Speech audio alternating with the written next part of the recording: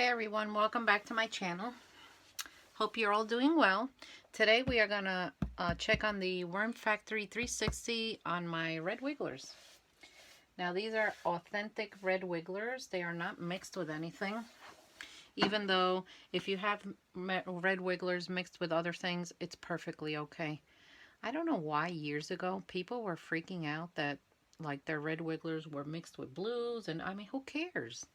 If you want them pure, if you really know how to identify worms, you can actually pick them out. But I know these are pure because I bought them from a reputable breeder that I know has pure ones. But if they weren't, that'd be okay too. So let's check these guys out. They're definitely liking the leaves, and they are definitely breeding because look, I found a little baby already. Look how little that little guy is. I mean, he's tiny. So here we're working with two trays, and the material down here feels nice and moist. Now I put coffee grinds in here days ago, so let's see how they're doing. They're definitely into the coffee grinds and the paper. They absolutely love it. Sometimes I give them the paper with the coffee grinds. Sometimes I just dry out the coffee grinds and I just sprinkle it on. You know, I've tried both ways just to see what they do, and honestly, they don't have a preference. They like it either way. But look, they're definitely they're doing very well. Now the story behind this bin is I neglected it for like months. I got busy doing other things. And I thought, well, the worms are dead. I might as well just, you know, when I can, I'll just start a new one. And then a few months passed and I opened it up. I'm ready to start a new one. And I actually saw like a handful of worms moving. And I'm like, how is that possible? When they were alive. And, you know, I didn't do anything to this. I didn't wet it. I didn't open it. I didn't look at it. I didn't feed it. So the minute I saw they were alive, I'm like, okay, I'm going to bring them back. So I started adding fresh bedding and water and moisture. And I did a little sprinkling of worm chow on the surface every day because every day they were eating it. And then I saw some eggs and I knew that they started breeding. And before you know it, I mean, it was fast. It was like, I think it was like 2 months. And it was just full again. I also think that whatever eggs were in there that might have been left behind were hatching. I don't know. Or they just started popping out eggs like, forget it. Like fast. See, they love leaves. They really do. Look at the color of the leaves. And their castings will be very dark. So I'm not seeing a whole ton up here. I bet you anything they are down there in the other one. At least the rest of them. There are quite a few up here, but I thought I'd see more. So we're going to check the bin underneath. So what I do is I take the lid and I take the top bin, put it aside. Oh my gosh, there's a ton down here. Yeah, look at this. There is a ton down here, and oh boy, this is ready to harvest also. Look at what beautiful, beautiful castings. And this is from leaves. Look how crumbly. Oh, it's gorgeous. It really is. I am very impressed with these worms. Absolutely love them. They are one of the smaller worms that I have, but by far, and I know I always say European nightcrawlers are my favorite. I just like when they're chunky. By far, these guys have the bigger appetite. They are ferocious eaters and composters. They really are. And they do an excellent job. They're also a good beginner worm. And they are very forgiving. If you do something wrong, you know, there's good chances you're going to bring them back. I've never had my red wigglers crawl on me. Like, crawling means that they just start escaping for no reason particular. Well, there usually is a reason. There's usually something wrong in their environment. But I've had them by like the window when it rains, and they don't come out like the Indian blues would. They're very forgiving, and they tolerate temperatures a lot better than the African night crawlers. African night crawlers, you hit about below 50 and they're gone, like they'll die.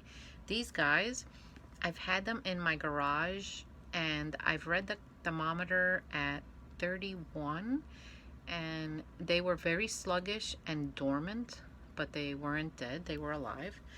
And I fed them a little bit at a time, because when they're like that, they take longer to eat and break things down. But they survived. It's like they went into like some kind of hibernation mode, and they did very well. You see, with an African nightcrawler, I could never do that. And honestly, with a European nightcrawler, I'm not sure. I've never tried it with European nightcrawlers. So maybe this winter I'll set up a bin out there. I'll set it up in the fall, and then I'll watch the temperatures, and I'll just see what happens. If the worms themselves die, you can usually get the eggs out of it, and the eggs will survive and they'll do okay. But these castings are amazing. Is there anyone out there that separates your casting by worm type? Like when I harvest these, I only put them in a container that has European, that has red wiggler castings, and then I have another container that I do European night crawlers and castings only. Or do you just mix them all up? I used to mix them all up, and I do have some castings that are from like all the worms, but I started separating them because if I miss an egg, and I just don't want the eggs to be mixed up. I don't want some Euro eggs in here with some red wiggler eggs in here, because if I ever decide to sell them, or people want to buy them, and they say to me, I only want red wigglers, then I know that I'm only giving them red wigglers, and I'm not going to give them a mix. There's a lot of people out there who sell worms and castings, and they lie. There's a lot of scammers out there, so I'm definitely not one of those type of people. I think that's unethical. But look at the castings from leaves. It's amazing. It feels moist, but not extremely wet to where it'll cause a problem. I think this is why I love the towers so much. Plus, when I've done 2 or 3 stacks high, it just gives them more room. And you know, you don't have to buy one of these contraptions to have a tower. You just don't. I like the way they look. I don't know. I guess for things like that, I'm a little bougie. Sometimes I like to keep them up in my kitchen. I just want them to look attractive. I know there are other people out there that think the same thing. But if you don't have the money, you don't have to buy one of these. You can just get a tote from Walmart or one of the big stores, and you can set it up for your worm bin, drill holes at the bottom, and then you can set another one inside it with holes, and it'll be the same thing. It's kind of like a homemade tower. And I've seen people do that a lot, and it's fine. It's absolutely fine. I'd probably do that if I wanted to keep a tower outside. I wouldn't want to put one of my bins in the greenhouse, because you know, they weren't cheap, and I just don't want the weather getting to them. But I'll do it with a bin. They feel so crumbly. I just wish you guys could like know what this feels like. Especially beginner worm people. You know, when you get to the stage for the first time, you're absolutely amazed at what it feels like. And I will say it again, this must be the only poop in the world that has no odor. If you smell it, it just smells like earth, like dirt from outside.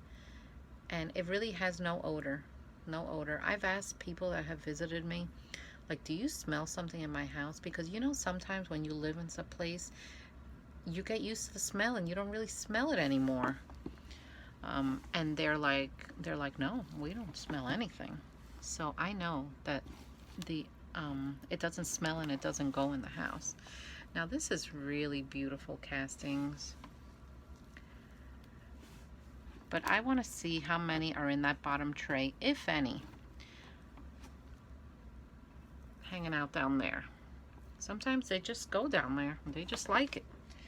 Oh yeah. Oh, look at them down here. Look, they made a little square out of the castings. Actually, the bottom of the worm factory did that. Ooh, look at this. It's even crumblier. Oh my gosh.